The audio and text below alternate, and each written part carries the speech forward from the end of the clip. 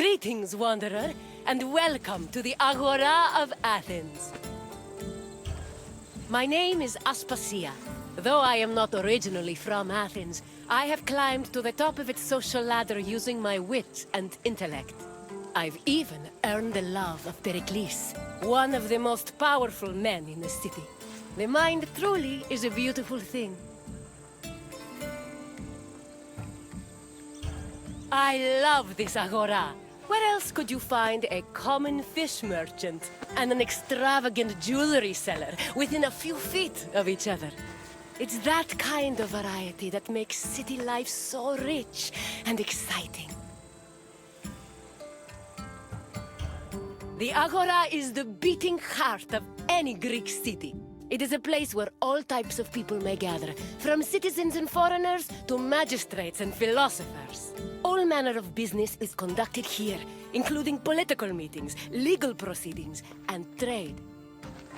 When you finish exploring, come find me, and we can talk more. See you soon, wanderer.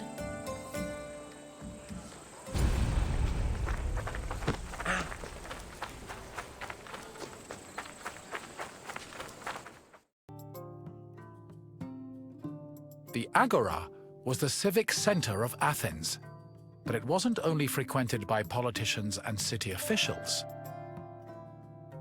The area housed a market where people could purchase food and other goods from merchants. It was also frequented by philosophers, who used the public space to establish schools and pass on their teachings to students. Religion had its place as well. Temples dedicated to Hephaestus and Apollo were located in the Agora, along with the altar of the 12 gods and the monument of the eponymous heroes.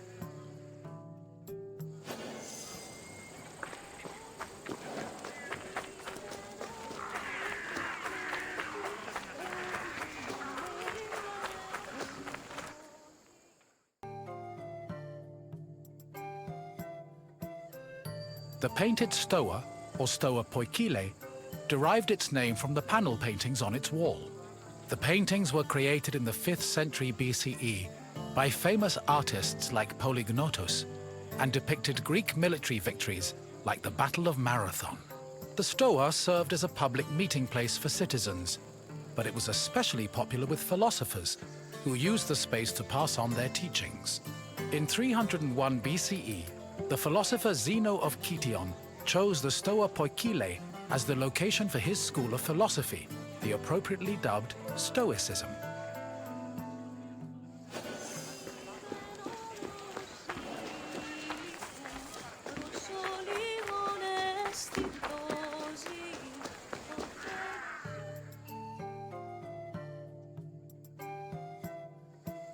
Trade in the Agora was supervised by magistrates. There were 5 agoranomoi, who kept order in the market, controlled the quality of goods, and collected market dues. This provided revenue to the city and helped pay the magistrates and those in charge of maintaining order. The market benefited everyone. Customers bought what they needed, merchants made their living, and city officials received the money they needed to keep the wheels of democracy turning.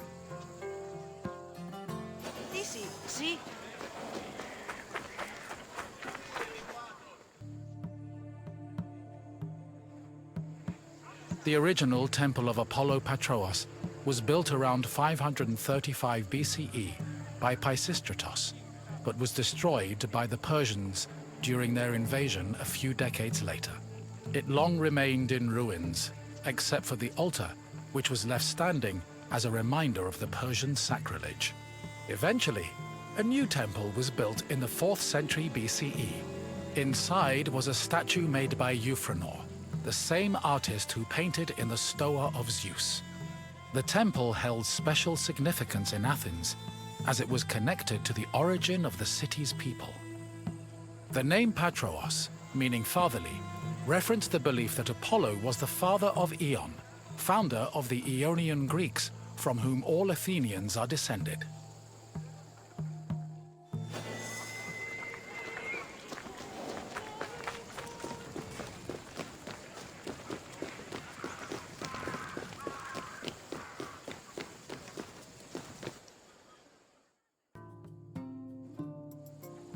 The Temple of Hephaestus overlooks the Agora from the Colonus Agoreus hill. Today, it is one of the best preserved temples in Greece, owing to its conversion to a church in the Middle Ages. But while this transformation preserved the structure, it also damaged the surrounding sculptures. The temple was dedicated not only to Hephaestus, the god of metallurgy, but also to Athena Ergane, goddess of arts and crafts. Nearly every part of the Hephaestion was lavishly decorated with depictions of famous mythological events, like the labors of Theseus. The Theseus scenes gave the temple the nickname Thesion, a name that lives on today as a city district in Athens.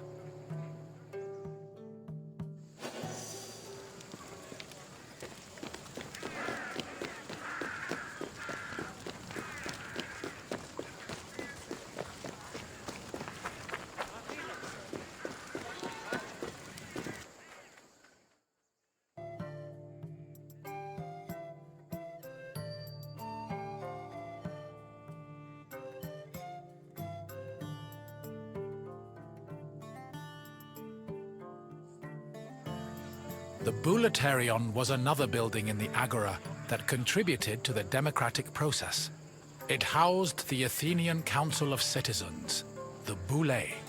This council of 500 was composed of 50 members from each Greek tribe, all of whom served a one-year term. They were chosen by lot from among citizens over 30. Every month, one group of 50 was chosen to lead the Boulé's executive committee, the Prytaneis. The Prytaneis met every day of the month and called meetings of the full council in the Boulaterion, where they spent their time discussing bills.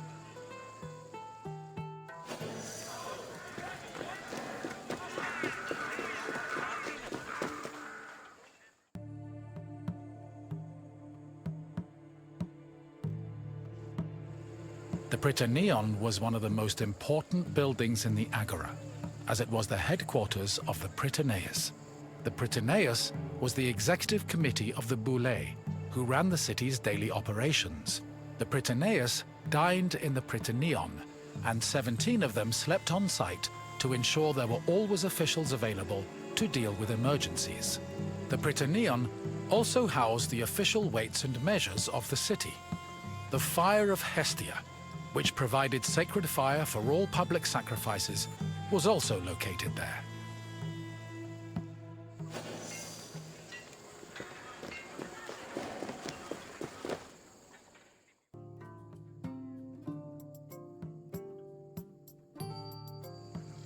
The Heliaia was the most important court in Athens and was presided over by a group of judges called Heliasts. Judging was a regular part of an Athenian citizen's life, with trials happening almost every day. Heliasts were chosen randomly based on two factors. First, that they were on the official list of 6,000 potential Heliasts. Second, that they were present at court on the day of the trial. A stipend of 2 obols was established by Pericles to compensate for the loss of work while on Heliast duty, and also to encourage participation in the judiciary process.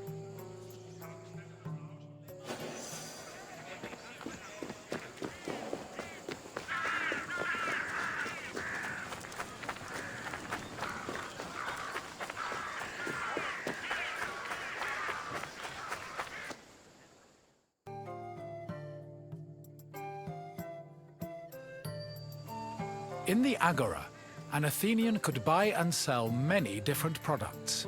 The permanent retail market was divided into sections according to the category of merchandise. Merchants and craftsmen who worked in the market could be citizens, foreigners, or even freed slaves. They sold everything from food and clothes to jewelry and slaves. With so much variety, competition was fierce, and that competition helped regulate the market's prices.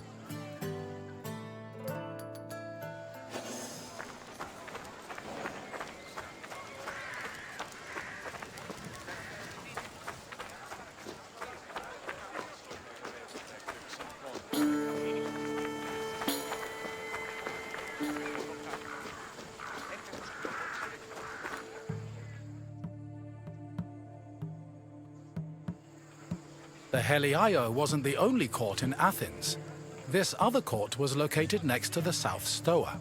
Historians believe it to be a court based on the discovery of a nearby box containing 7 bronze ballots. These ballots were used by jurors to give their verdicts. The reason trials were so common in Athens might have been related to their democratic regime, which promoted the individual's right to demand reparations for injustice. However, not all legal matters were settled in this fashion. If a claim was small enough, it was settled individually by a magistrate. Public trials were reserved for more serious offenses, such as murder, theft, and political crimes.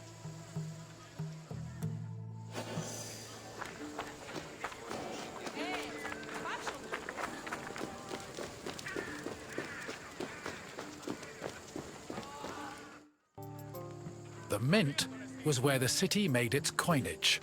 It is believed that Athens' mint was in the city's agora, as modern excavations have turned up small disc-shaped pieces of metal used to make coins. Much of the silver required for minting coinage came from the Lavrion silver mines.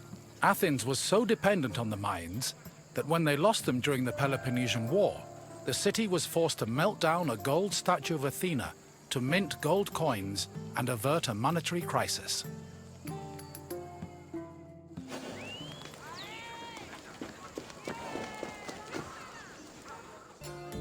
You have now experienced the Agora, following in the footsteps of countless Athenians before you. I hope the trip has impressed upon you how important this place was to trade, politics, and law. If you have any questions, don't hesitate to ask. Very well, let's begin. Which philosopher's school took its name from the painted stoa?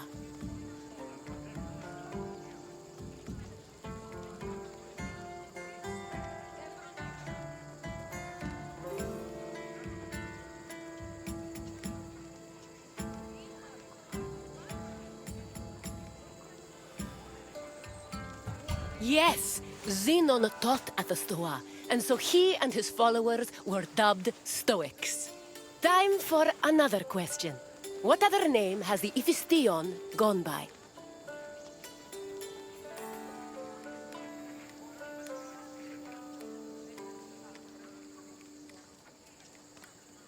Correct! The name was inspired by the scenes showing the hero Theseus, which decorate the temple. Only one question left. When Athens lost the Lavrion silver mines during the Peloponnesian War, which statue did they melt down to mint new coins?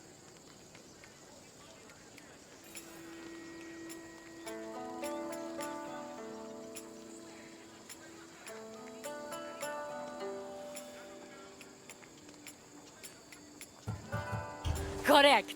The Athenians melted down a statue of Athena to mint gold coins. It's clear you are very familiar with the Agora of Athens. I'm impressed. Farewell, wanderer. May we see each other again soon.